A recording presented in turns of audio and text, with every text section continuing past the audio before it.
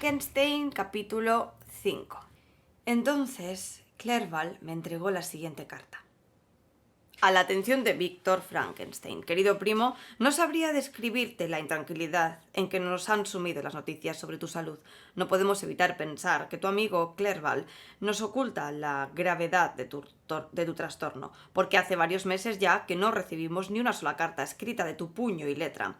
Por no mencionar el hecho de que durante todo este tiempo te has visto obligado a dictar las cartas a Henry. Estoy segura, Víctor, de que debes de haber estado gravemente enfermo. Tu estado nos llena de profundo pesar, casi hasta el punto de revivir la amargura que sentimos al morir tu querida madre. Mi tío estaba convencido de que tu enfermedad revestía peligro y nos costó mucho impedirle que viajara a Ingolstadt.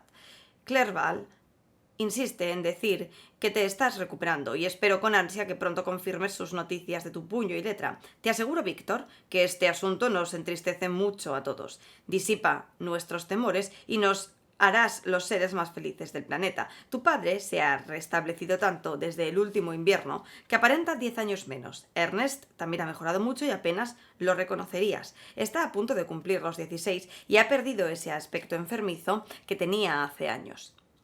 Se ha convertido en un muchacho robusto y lleno de vida. Anoche estuve hablando largo y tendido con mi tío sobre la profesión a la que debería dedicarse Ernest. Las enfermedades infantiles le privaron del hábito del sueño y ahora que goza de buena salud, siempre está al aire libre, escalando montañas o remando en el lago.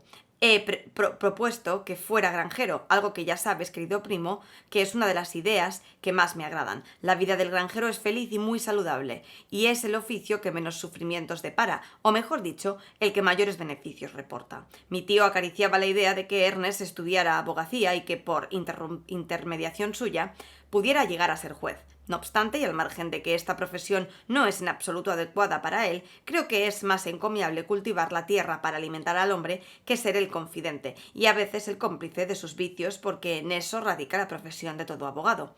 Le dije que las tareas de un granjero próspero, si no más honorables, al menos son mucho más gratificantes que las de un juez, cuya desgracia consiste en tener que convivir siempre con la faceta más oscura de la naturaleza humana. Mi tío sonrió y me comentó que era yo la que tendría que haber sido abogado, frase con la que dimos por zanjado el asunto. Tengo que contarte una anécdota que te complacerá y puede que incluso te divierta.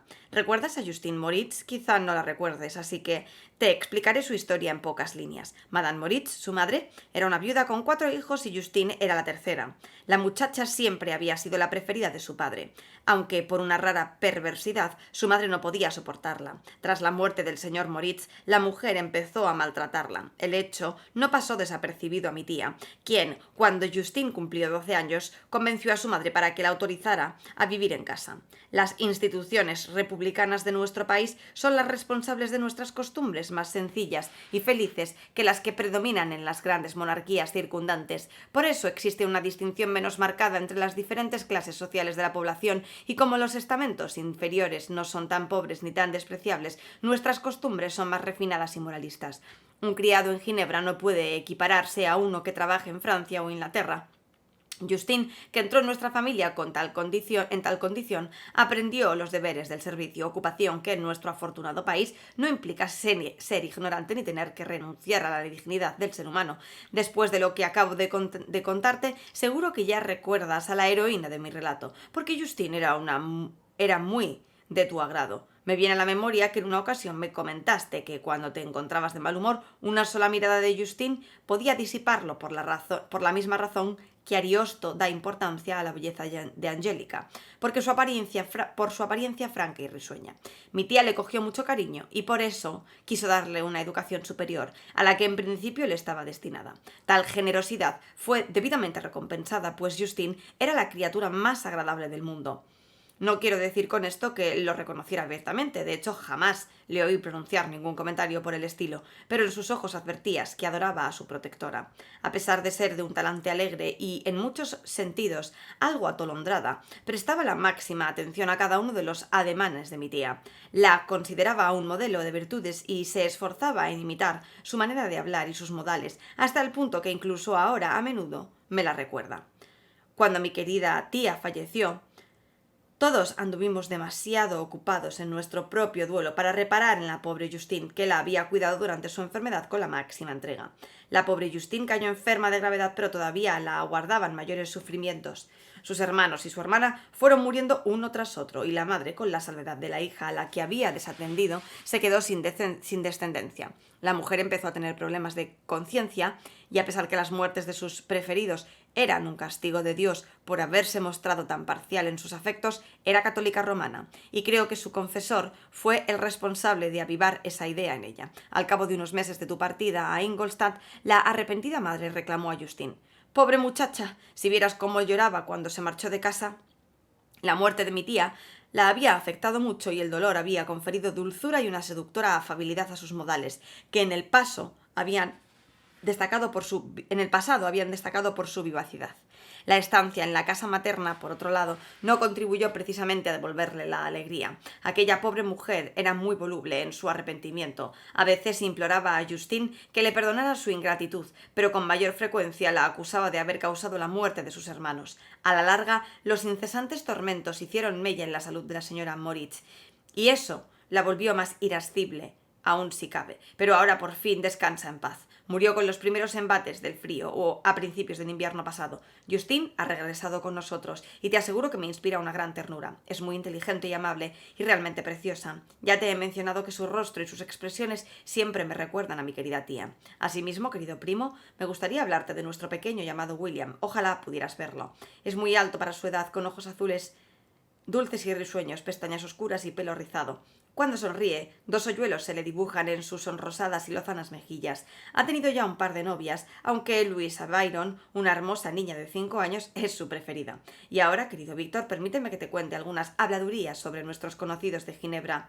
La hermosa señorita Mansfield ya ha recibido las felicitaciones por su próximo enlace con un joven inglés. El señor John Melbourne, su fea hermana Manon, se casó el pasado otoño con el señor Duvillard, el rico banquero. Tu mejor amigo de la escuela, Louis Manoir, ha sufrido bastantes contratiempos desde la marcha de Clerval, pero ya ha recuperado el ánimo. Dicen que va a casarse con una francesa muy bella y bien dispuesta, Madame Tavernier, que es viuda y mucho mayor que él, aunque es muy admirada y goza de buena reputación.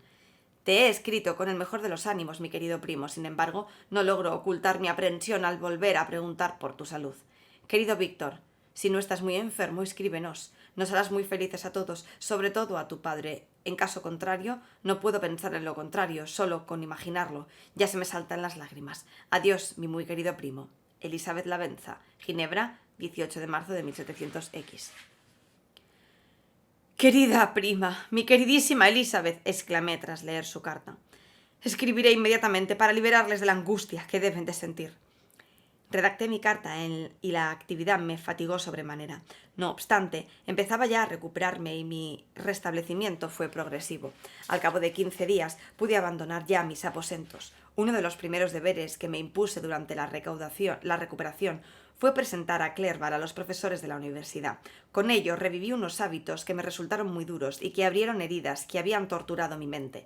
Desde la noche fatal en que terminé mi labor y dieron comienzo mis infortunios, había adquirido una violenta antipatía por todo lo que representaba la filosofía natural, incluyendo su mismo nombre. A pesar de encontrarme muy recuperado de salud, la visión de un instrumento químico agudizaba mis síntomas nerviosos. Henry se dio cuenta y apartó de mi vista todo el equipo instrumental. Incluso había transformado el aspecto de mi apartamento, porque adivinó que me resultaba muy desagradable la habitación que en el pasado fue mi laboratorio. No obstante, los cuidados de Clerval de nada me sirvieron cuando visitamos a los catedráticos. Fue como si el señor Waldman me torturara al alabar con calidez y amabilidad el asombroso progreso que yo había hecho en la ciencia. Pronto advirtió que me disgustaba el asunto, pero al no adivinar la causa real, atribuyó mis sentimientos a la modestia y cambió el tema de mi progreso por el de la ciencia, deseando, como pude adivinar con facilidad, hacerme hablar. ¿Qué podía hacer? Él albergaba la mejor de las intenciones, pero aquello me atormentaba. Era como si el señor Waldman, con infinito cuidado, hubiera dispuesto de uno en uno los instrumentos que servían luego para exponerme a una muerte lenta y cruel. Me angustiaron sus palabras, pero no me atreví a mostrar el dolor que sentía. Clerval, cuya capacidad de observación y de conectar con los sentimientos ajenos era muy aguda, se negó a continuar con el tema, argumentando a modo de excusa que su desconocimiento era completo. La conversación, por lo tanto, tomó un sesgo más general. Agradecí el gesto a mi amigo y con todo mi corazón, pero me abstuve de hablar. Me percaté de su sorpresa, aunque en ningún momento intentó sacarme de mi ensimismamiento. Quería a Clerval con una mezcla de afecto y admiración incondicionales, pero jamás pude convencerme a mí mismo de que valía la pena confiarle ese suceso que tan presente estaba en mi memoria, y del cual temía que, si relataba sus pormenores, solo conseguiría intensificar su horror. Sin embargo, el señor Krempen no fue tan dócil y en mi condición física, de una sensibilidad casi insoportable, sus bruscas y categóricas alabanzas me produjeron mayor sufrimiento que la aprobación benévola del señor Waldman. «Este chico es de lo que no hay. Mire, señor Clevar, le aseguro que nos ha superado a todos. Sí. Aunque le sorprenda, es la pura verdad. Un muchacho que hace tan solo unos años creía en Cornelio Agripa como si fuera el Evangelio. Y ahora se ha situado en la vanguardia de la universidad. Y si no lo detenemos, pronto nos dejará a todos con un palmo de narices. Sí, se lo digo yo», siguió perorando el catedrático mientras observaba mi expresión de sufrimiento. «Ah, el señor Frankenstein es modesto, cualidad excelente en alguien de su edad. Los jóvenes deberían desconfiar de sí mismos, señor Clerval. Yo era desconfiado de joven, aunque reconozco que es una cualidad que se pierde muy deprisa». El señor Krempe inició entonces un elogio de sí mismo que por suerte nos hizo cambiar de tema y olvidar el asunto que tan molesto me resultaba. Clerval no era un naturalista, tenía una imaginación demasiado viva para aplicarla a los detalles de la ciencia. Como el principal objeto de su estudio eran las lenguas, tenía la intención de adquirir los rudimentos necesarios para poder cultivarse en ese campo cuando regresara a Ginebra.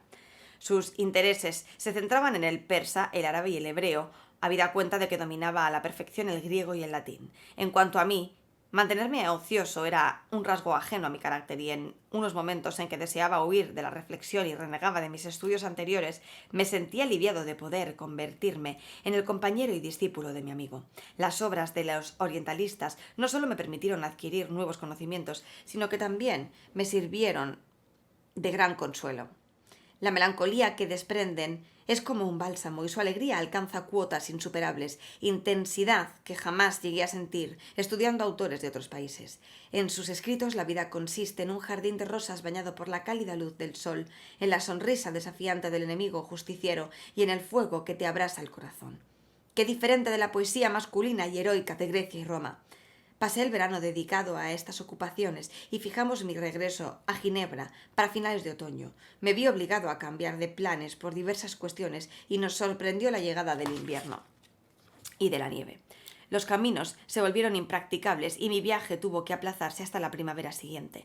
Lamenté con amargura el retraso porque anhelaba ver mi ciudad natal y a mis queridos amigos. Si había pospuesto tanto mi regreso era porque me mostraba reticente a dejar a Clerval en un lugar tan extraño antes de que hubiera trabado conocimiento con sus habitantes. No obstante, pasamos el invierno de forma bastante agradable y a pesar de que la primavera se retrasó algo más de lo acostumbrado, cuando llegó su belleza compensó con creces la tardanza. Era ya el mes de mayo y esperaba recibir en cualquier momento la carta que me indicaría la fecha de mi partida. Henry me propuso que hiciéramos una ruta a pie por los alrededores de Ingolstadt para despedirme personalmente del país en el que tanto tiempo había vivido. Accedí encantado a su propuesta. Me gustaba practicar ejercicio y Clerval siempre había sido el compañero ideal con quien hacer excursiones por los parajes de mi país natal. Dedicamos una quincena a esas excursiones campestres. Mi estado físico y anímico, que ya era bueno desde hacía tiempo, mejoró sensiblemente gracias al aire saludable que respiraba, los incidentes previsibles del camino y la conversación de mi amigo. El estudio me había aislado tanto que no había trabado relaciones con otros seres humanos y me había vuelto insociable, pero Clerval apeló a mis mejores instintos y volvió a enseñarme a amar la naturaleza en todas sus facetas y a saber apreciar la alegría reflejada en los rostros de los niños. Fuiste el mejor de los amigos. Con qué sinceridad me expresabas tu afecto y te esforzaste porque siguiera el elevado curso de tus pensamientos. Un propósito egoísta me atenazó y me tuvo cautivo hasta que tu amabilidad y tu cariño entibiaron y abrieron mis sentidos. Me convertí en aquel ser feliz que, en el pasado, conocedor del amor y amado por todos, no padecía sufrimientos ni preocupaciones. Una época en que la radiante naturaleza inanimada tenía el poder de comunicarme deliciosas sensaciones. El cielo sereno y el verdor de los campos me sumieron en el éxtasis. Esa estación fue preciosa. Las flores primaverales crecían exuberantes en los márgenes mientras asomaban los brotes de la floración estival. Logré librarme de aquellos pensamientos que el año anterior, a pesar de mis desvelos, me habían abrumado con su insoportable carga. Henry se deleitaba con mi alegría y se apiadaba de mí cuando me sentía abatido. Se esforzaba en divertirme mientras me hacía partícipe de las sensaciones que le embargaban el alma. Los recursos de su mente en ese aspecto eran verdaderamente asombrosos. Hacía gala de una conversación muy imaginativa y a menudo, emulando a los escritores persas y árabes, inventaba historias de una fantasía y una pasión prodigiosas. En otras ocasiones recitaba mis poesías preferidas o me incitaba para entablar conversaciones en las que demostraba un gran ingenio. Regresamos a la facultad un domingo por la tarde. Los campesinos bailaban y la gente que encontramos parecía feliz y contenta. Yo estaba de muy buen humor y todo mi ser vibraba con una alegría y un entusiasmo desbordados. Un segundo que bebo agua.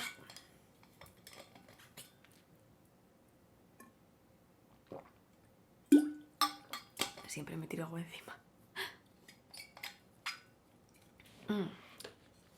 Yo diría que Víctor Frankenstein y Henry han tenido algo más que palabras en el campo. Capítulo 6. Al volver a casa, encontré que mi padre me había escrito la siguiente carta. A la atención de Víctor Frankenstein. Mi querido Víctor, debes de haber estado esperando con impaciencia la carta que había de fijar la fecha de tu regreso a casa. Al principio me sentí tentado a escribir tan solo unas líneas en las que mencionar someramente el día que te esperábamos. No obstante, ese gesto habría sido una soberana crueldad hacia ti y no me he atrevido a hacerlo. ¿Cuál no habría sido tu sorpresa, hijo mío, si al esperar un recibimiento festivo y alegre te hubieras encontrado, por el contrario, con lágrimas e infortunios? ¿Cómo podré, Víctor, referirte nuestra desgracia?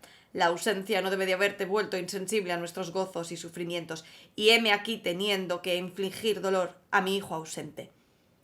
Me habría gustado prepararte para recibir estas espantosas noticias, pero sé que es imposible. Incluso tus ojos ahora se deslizan por la página en busca de las palabras que te revelarán las terribles nuevas. William ha muerto. William, esa dulce criatura cuya sonrisa deleitaba y consolaba mi corazón, tan afable y sin embargo tan vivaracho. Víctor, tengo que decirte que tu hermano ha sido asesinado. No trataré de consolarte, sino que me limitaré a relatar las circunstancias en las que acaeció el fatal suceso. El jueves pasado, el 7 de mayo, fuimos a pasear con mi sobrina y tus dos hermanos por Plain Palace. Era una tarde calurosa y serena, y prolongamos la caminata más de lo habitual. Había oscurecido y cuando decidimos regresar descubrimos entonces que William y Ernest, que encabezaban la marcha, habían desaparecido. Como es lógico, nos sentamos a esperar que los chicos regresaran. Al final llegó Ernest y nos preguntó si habíamos visto a su hermano. Nos contó que habían estado jugando, que William se había marchado para esconderse y que después de haberlo buscado en vano, estuvo aguardándolo un buen rato, pero el chico no había regresado. Su relato nos alarmó mucho y nos dedicamos a buscarlo hasta bien entrada la noche, momento en que Elizabeth dedujo que el muchacho debía de hallarse en casa, pero no fue así. Volvimos al prado, en esa ocasión con antorchas, porque yo no podía descansar pensando que mi dulce hijo se había perdido y podría hallarse expuesto a la humedad de la noche y el rocío del alba. Elizabeth también estaba angustiadísima. A las 5 de la mañana descubrí a mi hermoso chiquillo, a quien la noche anterior viera radiante y lozano, tendido sobre la hierba, lívido e inmóvil, con la huella del dedo de su asesino marcada en el cuello. Lo llevamos a casa y la angustia que traslucía mi rostro traicionó el secreto que deseaba ocultar a Elizabeth. Mi sobrina estaba ansiosa por ver el cadáver. Al principio intenté impedírselo, pero ella insistió. Entró en la habitación donde la víctima yacía, le examinó con premura el cuello y con un gesto de desesperación exclamó: «¡Dios mío, ha asesinado a mi amado niño!». Elizabeth se desmayó y nos costó muchísimo que volviera en sí. Cuando la reanimamos, solo tuvo fuerzas para llorar y deshacerse en suspiros. Me contó que esa misma tarde William le había estado insistiendo para que le dejara llevar una miniatura muy valiosa de tu madre que ella poseía. El retrato ha desaparecido, y es obvio que esa tentación fue lo que movió al asesino a cometer su crimen. No tenemos ninguna pista que nos revele su identidad, a pesar de que hemos puesto todo nuestro empeño en intentar hallar alguna. Sé que todo eso, sin embargo, no nos devolverá a mi amado William. Ven, queridísimo Víctor, solo tú puedes consolar a Elizabeth. Tu prima no deja de llorar y se acusa sin razón de ser la causa de la muerte del muchacho. Sus palabras me desgarran el alma. ¡Qué desgraciados somos! ¿Acaso nuestra desdicha no es motivo suficiente para que tú, hijo mío, regreses y seas nuestro consuelo? Cuando pienso en tu querida madre, ¡ay, Víctor, Dios gracia! Doy gracias a Dios de que no viva para presenciar la cruel y mísera muerte de su amado hijo menor. Ven, Víctor, no alimentes tus ansias de venganza contra el asesino. Busca sosiego en una paz y una bondad que alivien y no abran más las heridas de nuestro espíritu. Entra en la casa del duelo, querido mío, brindando la simpatía y el afecto que sientes por los que te aman y ocultando el odio que te inspira el enemigo. Tu padre, que te quiere en el desconsuelo. Alphonse Frankenstein, Ginebra, 12 de mayo de 1700X. Clerval había estado observando mi expresión mientras yo leía la carta. Le sorprendió ver que mi alegría al recibir noticias de mis seres queridos se troncaba en desespero. Dejé a un lado la carta y hundí el rostro en mis manos. Mi querido Frankenstein, exclamó Henry cuando advirtió que lloraba con amargura. ¿No conseguirás jamás dejar de sentirte triste, mi buen amigo? Cuéntame, ¿qué ha sucedido? Le hice un gesto para que cogiera la carta mientras yo me dedicaba a recorrer mi cuarto presa de la más extrema agitación. A Clerval también se le saltaban las lágrimas mientras leía el relato de mis infortunios. Soy incapaz de ofrecerte consuelo, querido amigo. Tu desgracia es irreparable. ¿Qué piensas hacer? Ir de inmediato a Ginebra. Ven conmigo, Henry. Ven conmigo. Tenemos que conseguir caballos. Mientras caminábamos, Clerval se desvivió por animarme. No recurrió a los comentarios más habituales que suelen hacerse para consolar a alguien, sino que me mostró su más sincera compasión. Pobre William, el buen niño, duerme ahora con su madre, que es un ángel. Sus amigos guardan luto y lloran, pero él descansa en paz. Ya no siente la garra del asesino. La tierra cubre su tierno cuerpecito y es ajeno al dolor. De nada sirve que nos compadezcamos de él. Quienes le han sobrevivido son los que sufren ahora y solo el tiempo aliviará su dolor. Olvidemos las máximas de los estoicos que afirman que la muerte no es un mal y que la muerte del hombre tendría que sobreponerse a la desesperación que nos causa la eterna ausencia de nuestro objeto amado. Incluso Catón lloraba sobre el cuerpo exangüe de su hermano. Estas fueron las palabras de Clerval mientras nos apresurábamos por las calles. Su discurso se grabó en mi mente y luego lo rememoré en soledad. Pero en aquel momento, tan pronto llegaron los caballos, subí a toda prisa a un cabriolé y me despedí de mi amigo. Mi viaje fue muy melancólico. Al principio deseaba ir a toda prisa porque quería consolar y compadecer a mis amados y dolidos amigos, pero a medida que me acercaba a mi ciudad natal, aminoré la marcha. Apenas podía contener la plétora de sentimientos que se agolpaban en mi alma. Recorrí parajes que había conocido de joven y que no veía desde hacía casi 6 años. ¿Era posible que las cosas hubieran variado tanto en ese tiempo? Sin duda, se había producido un repentino y terrible cambio, pero había muchísimas otras circunstancias insignificantes que debía de haber provocado distintas alteraciones, quizá menos obvias, pero no por ello menos importantes. El miedo se apoderó de mí. No me atrevía a avanzar, temiendo infinitos e indescriptibles horrores que me hacían temblar aún siendo incapaz de definirlos. Pasé 2 días en Lausana, en ese doloroso estado anímico. Me dediqué a contemplar el lago. Las aguas eran plácidas, todo estaba en calma y las nevadas montañas, los palacios de la naturaleza, no habían cambiado. Poco a poco ese paisaje tranquilo y celestial me devolvió la paz y reanudé mi viaje hacia Ginebra. El camino discurría junto al lago, que se iba estrechando a medida que me aproximaba a mi ciudad natal. Descubrí con mayor claridad las negras laderas del Jura y la brillante cima del Mont Blanc. Lloré como un niño. Mis queridas montañas, mi hermoso y amado lago, ¿cómo recibís al viajero errante? Vuestras cumbres despejadas, el cielo y el lago azules y tranquilos, ¿auguran la paz o acaso se burlan de mi tristeza? Temo, amigo mío, hacerme tedioso recreándome en esas circunstancias anteriores, pero lo cierto es que fueron unos días de relativa felicidad, que recuerdo con placer. Me hallaba en mi país, en mi amado país. ¿Quién mejor que un nativo podría cantar las excelencias de volver a contemplar sus arroyos, sus montañas y en especial su amado lago? No obstante, a medida que me aproximaba a mi hogar, el sufrimiento y el terror volvieron a apoderarse de mí. Cayó la noche y sentí un gran pesar cuando apenas pude divisar las oscuras montañas. Aquellos parajes adquirieron la apariencia de una inmensa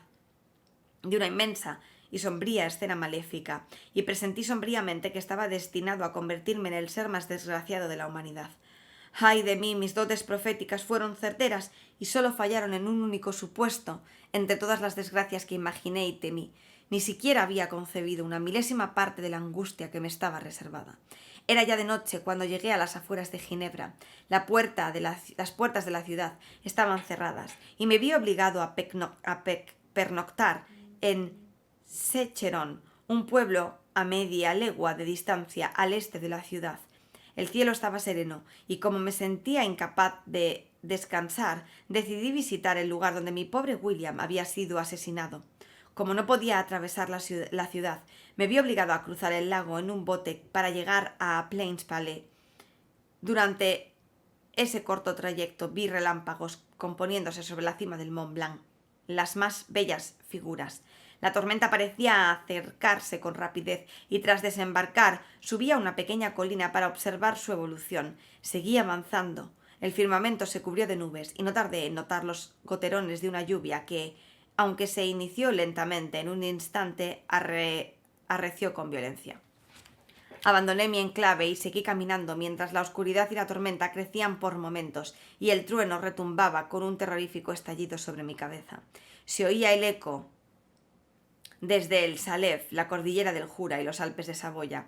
Me deslumbraban los vivos destellos de los relámpagos que iluminaban el lago, dándole la apariencia de una vasta cortina de fuego, y después durante un instante todo se sumía en la más densa oscuridad, hasta que la mirada se recuperaba del destello anterior. La tormenta, como es frecuente en Suiza, apareció de repente en distintos puntos del firmamento. La más violenta se cernía exactamente sobre el norte de la ciudad, en la zona del lago que se extiende entre el promontorio de Belrive hasta el pueblecito de Coppet. Otra tormenta iluminaba el Jura con débiles destellos y una tercera ensombrecía y de vez en cuando revelaba el Maule, una escarpada montaña situada en el margen oriental del lago. Mientras contemplaba la tormenta hermosísima y terrible a la vez, caminaba con paso apresurado. Esa noche, contienda celebraba en los cielos, se sumió en un estado de exaltación. Juntando las manos, exclamé: «William, ángel amado, este es tu funeral, este es tu canto fúnebre». Cuando terminé de pronunciar esas palabras, divisé en la oscuridad una silueta que se ocultaba tras un grupo cercano de árboles. Me quedé paralizado y observé con detenimiento. Mis sentidos no me traicionaban. El destello de un relámpago iluminó el objeto y me descubrió su forma con claridad. La gigantesca estatura y la deformidad de su aspecto, más repugnante de lo que correspondería a un ser humano, me indicaron al instante que se trataba del miserable, del repulsivo demonio a quien yo había dado vida. ¿Qué hacía allí? ¿Era posible? Y me estremecí solo de imaginar lo que fuera el asesino de mi hermano. En cuanto esa idea cruzó mi mente, me convencí de que era cierta. Me castañeteaban los dientes y tuve que apoyarme en un árbol para mantenerme en pie. Aquella figura pasó veloz junto a mí y se perdió en la tiniebla. Nadie con aspecto humano habría podido destruir a aquel tierno muchacho. Tan solo él podía haber sido el asesino. No me cabía la menor duda. La sola existencia de esa idea era ya la prueba irrefutable que confirmaba todos los hechos. Pensé en perseguir al maligno, pero habría sido en vano, porque otro rayo lo delató, trepando por las rocas, ascendiendo por la vertiente casi perpendicular del Mont Salève, una colina que linda con Plains Palais por el sur. No tardó en alcanzar la cima y luego desapareció. Me quedé inmóvil. Los truenos habían cesado, pero la lluvia seguía cayendo y el paisaje se hallaba sumido en una oscuridad. Rescaté de mi memoria los acontecimientos que hasta entonces había luchado por desterrar, cada uno de los pasos que me habían llevado a la creación de ese engendro, el aspecto de la criatura, producto de mis propias manos, junto a mi cama y su marcha. Habían transcurrido unos 2 años desde la noche en que esa criatura recibió la vida. Cabía pensar que ese había sido su primer crimen. Dios del cielo había echado al mundo a un miserable depravado que se deleitaba perpetuando matanzas y sembrando la desgracia. ¿Acaso no era él quien había matado a mi hermano? Nadie puede imaginar la angustia que padecí durante el resto de la noche, que pasé aterido y mojado al raso. Apenas acusé la incomodidad de los elementos ante las imágenes de maldad y desespero que poblaban mi imaginación. Vi al ser a quien yo había arrojado entre los humanos, dotado de la voluntad y de la fuerza necesarias para perpetrar horrendos crímenes como el que acababa de cometer, como si fuera mi propio vampiro, mi propio espíritu surgido de la tumba y obligado a destruir todo lo que me era querido. Amaneció un nuevo día y me encaminé a la ciudad. Encontré las puertas abiertas y me apresuré hacia la casa paterna. Mi primer pensamiento fue revelar todo lo que sabía del asesino para poder organizar una búsqueda inmediata. No obstante, titubeé cuando pensé en la historia que tenía que contarles. Un ser creado por sí mismo y al que había dotado de vida me habían salido al encuentro a medianoche entre los precipicios de una inaccesible montaña.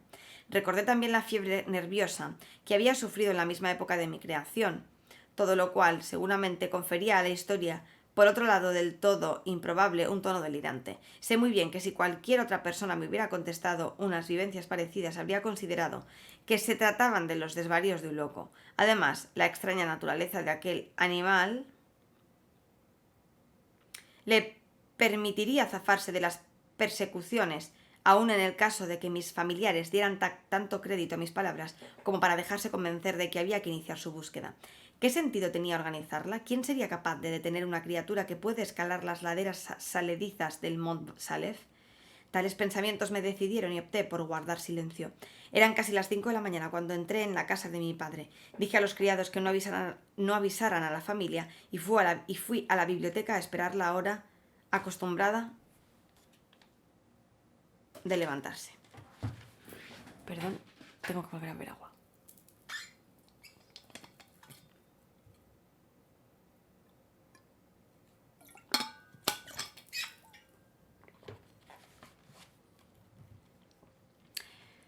Habían transcurrido 6 años, que habrían pasado como un sueño si no hubiera sido por ese imborrable suceso, y me encontraba en el mismo lugar donde abracé por última vez a mi padre antes de partir hacia Ingolstadt, mi bien amado y respetable padre. Todavía lo tenía conmigo. Contemplé el retrato de mi madre colocado sobre la chimenea. Narraba una escena verídica pintada por el expreso deseo de mi progenitor. Representaba a Caroline Beaufort, sumida en la desesperación, arrodillada junto al ataúd de su difunto padre.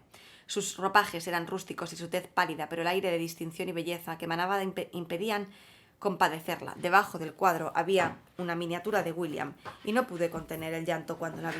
Absorto en la contemplación, no me di cuenta de que entraba Ernest. El muchacho me había oído llegar y corrió a recibirme. Se mostró encantado de verme, aunque no pudo ocultar su pena. «Bienvenido seas, queridísimo Víctor. Ojalá hubieras llegado hace 3 meses. Nos habrías encontrado alegres y encantados, pero ahora nos sentimos desgraciados, y me temo que las lágrimas, en lugar de las sonrisas, serán las únicas que puedan darte la bienvenida. Nuestro padre está muy abatido. Este terrible suceso parece haberle hecho revivir el sufrimiento que le causó la muerte de mamá. La pobre Elizabeth también se muestra inconsolable». Ernest dejó de hablar al no poder reprimir las lágrimas. «No me recibas de ese modo», dije. «Intenta tranquilizarte, no me hagas sentir desgraciado en el momento de llegar al hogar paterno después de tantos años de ausencia. Dime, Ernest, ¿cómo sobrelleva mi padre su infortunio? ¿Cómo se encuentra mi pobre Elizabeth?» «Necesita mucho consuelo, se culpa a sí misma de haber causado la muerte de su hermano y se siente muy desgraciada. De todos modos, como ya han descubierto al culpable...» «¿Que han descubierto al culpable, dices? Santo cielo, ¿cómo es posible? ¿Quién se ha atrevido a perseguirlo? Es imposible, es como intentar alcanzar el viento o impedir el paso de un torrente de montaña con unas briznas de paja». No te entiendo. Fue horrible cuando supimos la identidad del culpable. Al principio nadie podía creerlo. Incluso ahora Elizabeth tiene sus reparos a pesar de todas las pruebas. ¿Quién diría que Justine Moritz, tan afectuosa y encantadora como con toda la familia, podría volverse tan malvada de repente? ¿Justine Moritz?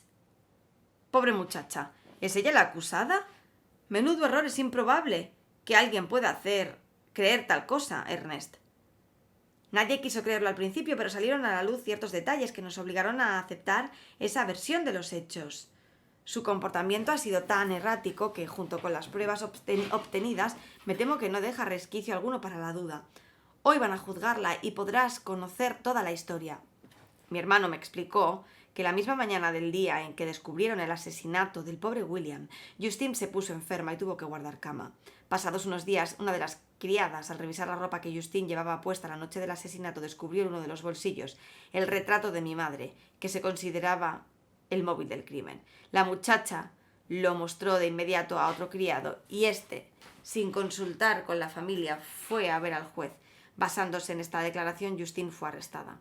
Cuando la consideraron sospechosa del crimen, el estado de confusión en que se sumió la pobre chica no hizo sino dar alas a esa hipótesis. Aunque la historia era muy extraña, no me hizo cambiar de opinión y protesté encarecidamente. «Estáis equivocados, yo conozco al asesino. Justine, la pobre Justine, es inocente». En ese momento entró mi padre. Vi la huella de la tristeza marcada de un modo indeleble en su rostro y advertí que se esforzaba en darme la bienvenida con alegría. Tras intercambiar nuestros más sentidos pésames, habríamos hablado de otros asuntos ajenos a nuestra desgracia si Ernest no hubiera exclamado: «Tengo que decirle algo increíble, padre. Víctor asegura conocer la identidad del asesino del pobre William». «Por desgracia nosotros también», replicó el padre. «Habría preferido ignorar los hechos de toda mi vida antes que tener que ser testigo de tanta depravación e ingratitud en alguien que no tenía en alta estima». «Querido padre, está equivocado. Justine es inocente». «Si lo es, que Dios impida que la condenen. Hoy la juzgarán y te aseguro que espero de todo corazón que la declaren inocente». Sus palabras me calmaron. Estaba profundamente convencido de que Justine, como cualquier otro ser humano, era inocente de aquel crimen, pero por eso no temí que pudieran condenarla basándose en pruebas circunstanciales, y esa certeza me tranquilizó. Esperaba el juicio con ansiedad, pero sin presagiar un mal resultado. Elizabeth no tardó en reunirse con nosotros. El tiempo había obrado profundos cambios en su figura desde la última vez que la había visto. 6 años antes era una chica hermosa y risueña que inspiraba cariño y ternura a sus seres queridos. Su estatura y la expresión de su rostro, de una singular belleza, indicaban que ya se había convertido en una mujer. Su frente amplia y despejada daba fe de una buena capacidad de discernimiento y también de un talante noble y sincero. Sus ojos color avellana transmitían una dulzura que, debido a sus recientes aflicciones, se hermanaba con la tristeza. Tenía el pelo de un intenso color castaño oscuro, la tez clara y una figura delgada y frágil y grácil. Me recibió dando muestras de una gran ternura. Tu llegada, querido primo, me llena de esperanza. Quizá tú puedas encontrar la manera de justificar el comportamiento de mi pobre e inocente Justine. ¡Ay de mí! ¿Quién puede considerarse a salvo si la declaran culpable? Confío en su inocencia con la misma certeza con que lo haría de la mía propia. Una desgracia se suma a la otra. No solo hemos sufrido la pérdida de ese chiquillo encantador, sino que por obra de un destino fatídico nos arrebatarán a esa pobre muchacha a la que tanto quiero. Si la condenan, nunca más volveré a saber lo que es la dicha. Pero no la condenarán, estoy segura de que no. Recuperaré la alegría, aun a pesar de la triste muerte de mi pequeño William. Ella es inocente, querida Elizabeth, le dije, y quedará demostrado. No temas nada, y deja que tu ánimo se reconforte con la certeza de que será absuelta. ¡Ay, qué noble eres! Todos creen que es culpable, y eso me hace sentir desgraciada porque sé que es imposible. Presenciar cómo todos se han puesto en su contra me ha dejado desconsolada. Elizabeth rompió a llorar. Mi dulce sobrina, intervino mi padre, seca tus lágrimas. Si como crees ella es inocente, tienes que confiar en la justicia que imparten nuestros jueces, y por mi parte haré todo lo posible para evitar que el mínimo asomo de parcialidad empañe su juicio. Vuelvo a beber. Un segundo.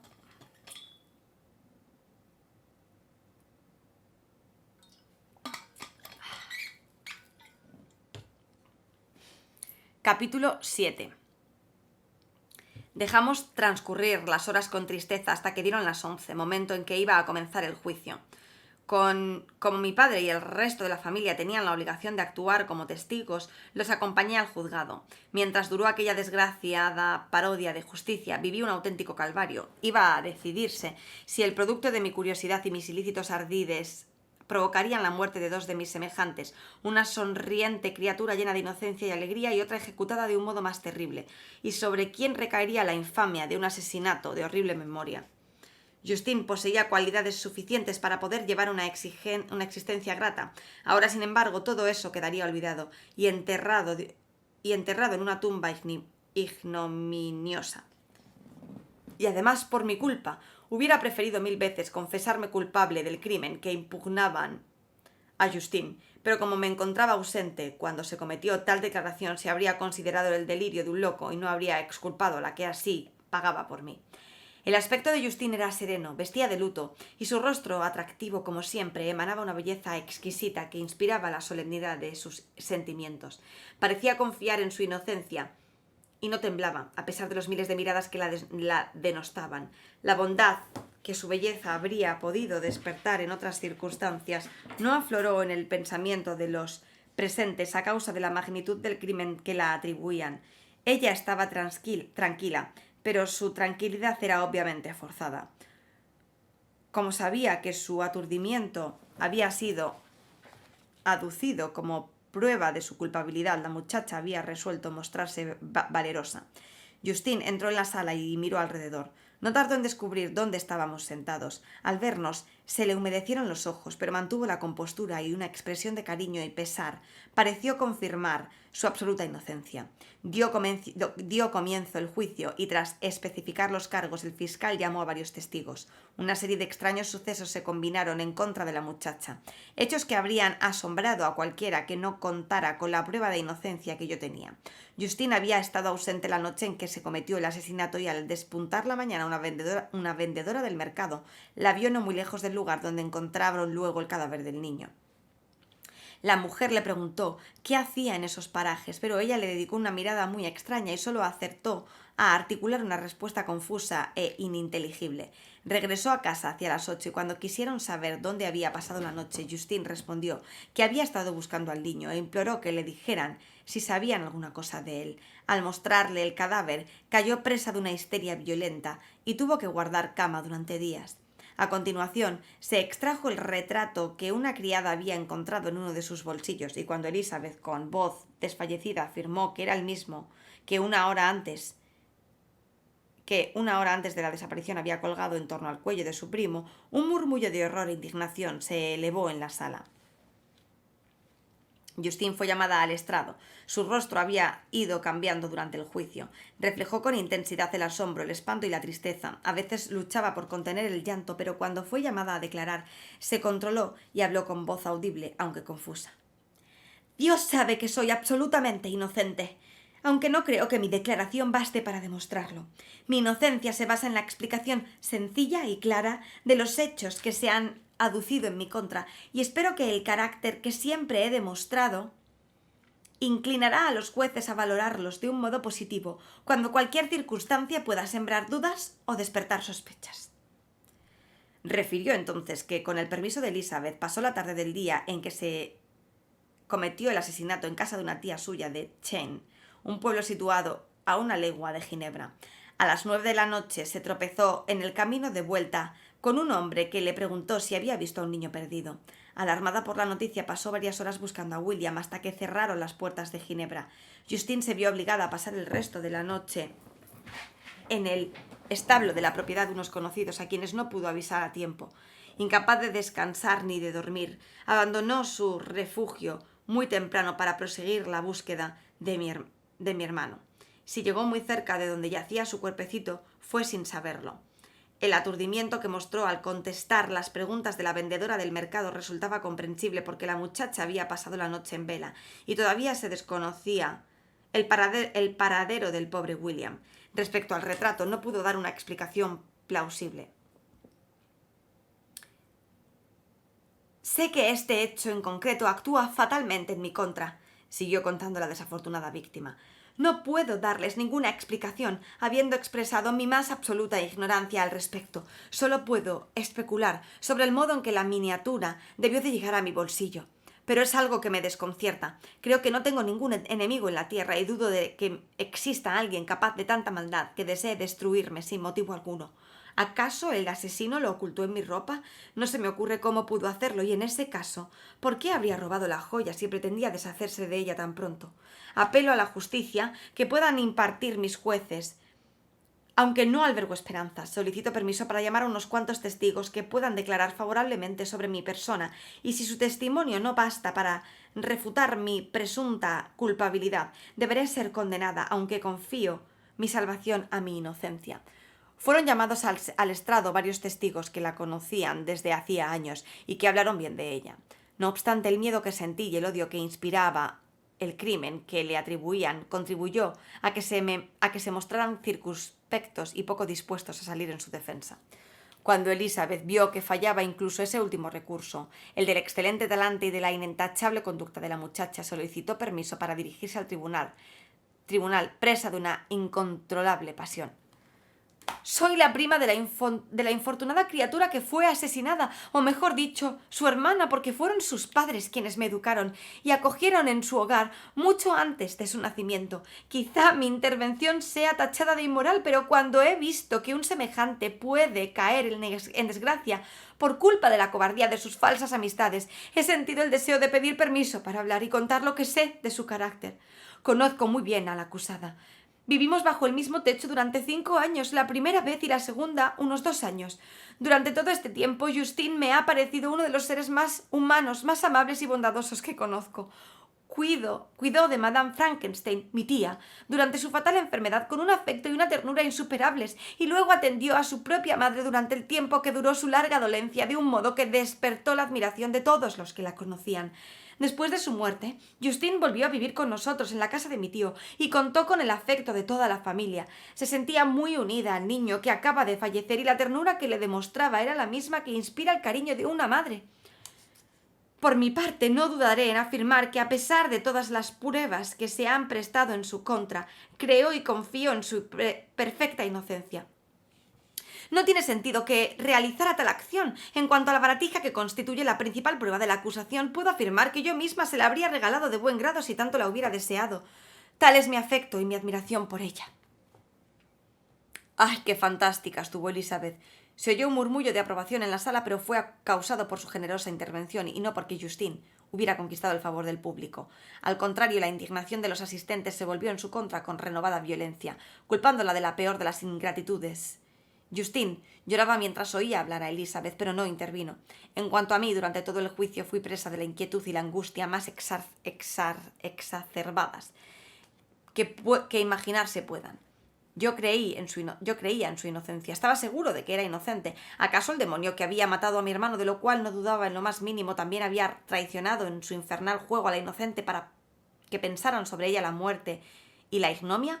No podía soportar más el horror de mi situación y cuando comprendí por los rumores de la sala y los semblantes de los jueces que ya habían condenado a mi infeliz víctima, me fui desconsolado de la sala.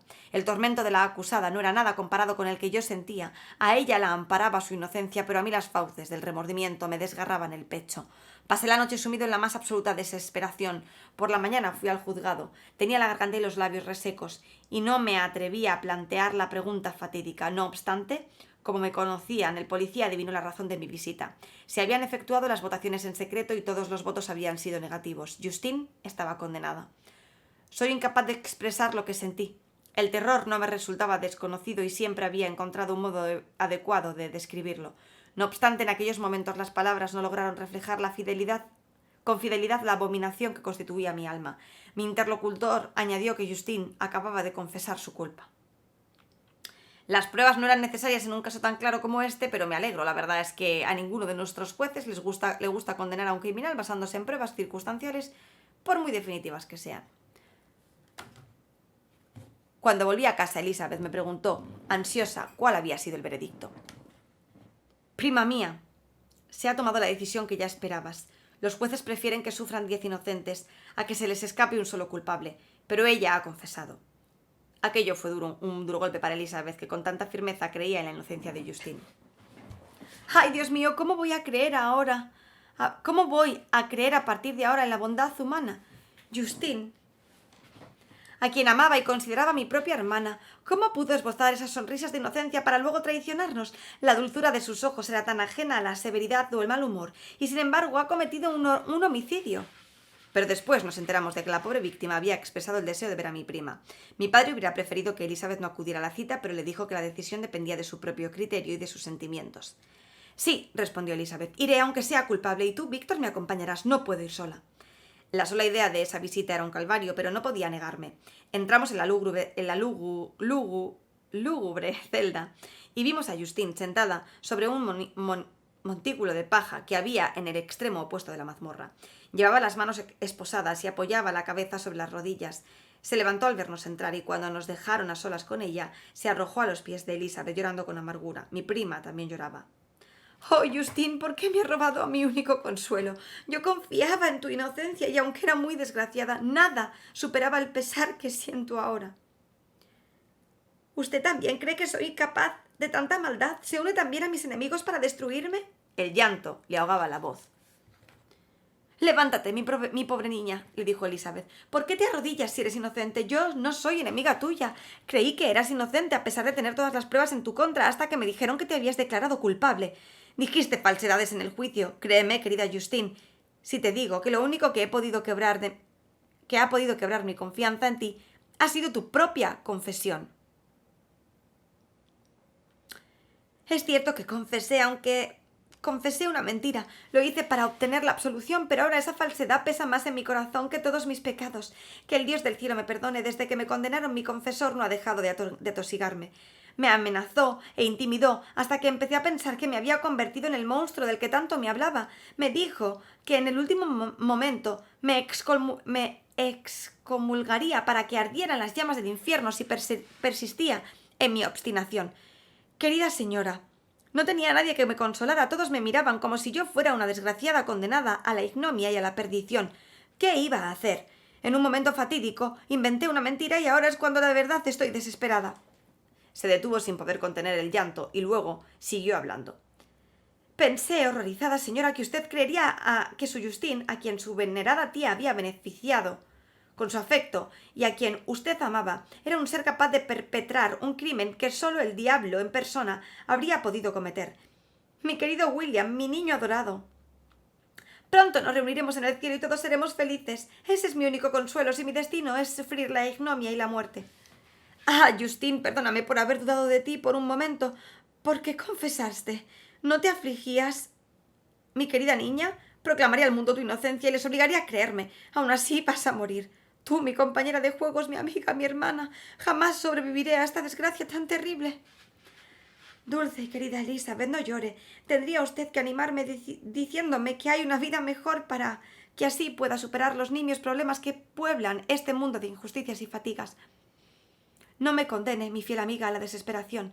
Intentaría aliviar tus penas, pero me temo que tu mal es tan profundo y pérfido que no admite consuelo porque no existe esperanza alguna. Que el cielo te bendiga, mi queridísima Justine, y te otorgue una resignación y una confianza superiores a las que este mundo... Oh, cómo detesto su vanidad y su burla. Cuando una criatura es asesinada, de repente se arrebata la vida de otro ser humano, infligiéndole la más lenta de las torturas.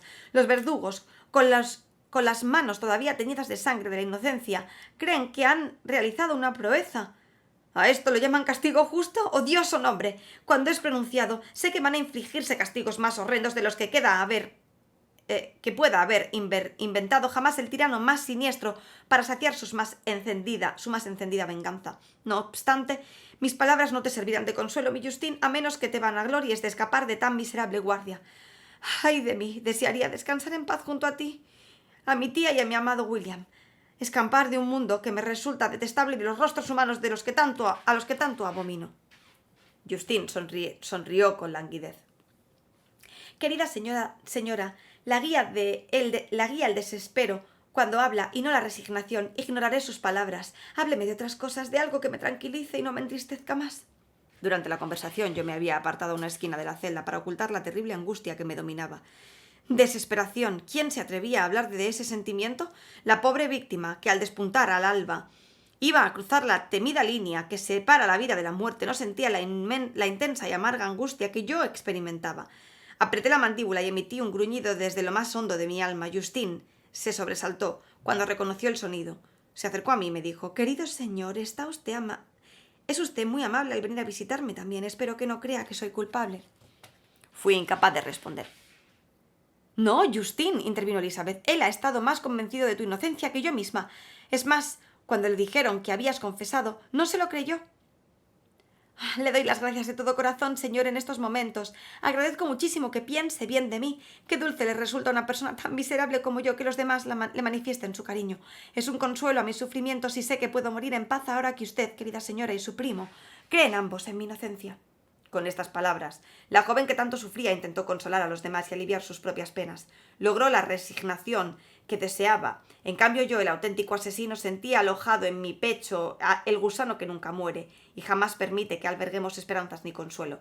Elizabeth también lloraba y era infeliz, aunque su dolor era el de la inocencia, que, como una nube que cruza sobre la luna clara, la oculta unos instantes, pero no puede empañar su brillo. La angustia y la desesperación penetraron en mi corazón. Llevaba el peso del infierno en mi ser y nada podía extinguir sus llamas. Estuvimos con Justin varias horas y Elizabeth le costó muchísimo separarse de ella. «Ojalá muriera contigo», gritó mi prima. «No sabe vivir en este mundo de dolor». Justin adoptó una actitud animosa. Mientras reprimía con dificultad las lágrimas de amargura, abrazó a Elizabeth y dijo con una voz temblada por las emociones: «Adiós, mi dulce señora, mi querida Elizabeth, amada, mi única amiga. Que el cielo en su generosidad la bendiga y la conserve. Que esta sea la última desgracia que tenga que soportar. Viva, sea feliz y haga felices a los demás». Cuando volvimos a casa, Elizabeth me dijo: «No sabes, querido Víctor, el alivio que siento ahora que confío en la inocencia de esa infortunada muchacha. Nunca habría podido sentirme en paz si mi confianza en ella hubiera sido traicionada. A partir del momento en que la creí culpable, me embargó una angustia que no habría podido soportar durante mucho tiempo. Ahora ese peso que sentía en el corazón ha desaparecido. La inocente sufre, pero la persona a quien yo consideraba amable y buena no ha traicionado la confianza que deposité en ella, y al menos eso me consuela». «Afable prima, tus pensamientos fueron tan dulces y considerados como tus queridísimos ojos y tu voz. Yo, sin embargo, era el ser más infeliz del universo y nadie habría sido capaz de imaginar el dolor que sentía en esos momentos». Fin del capítulo 7.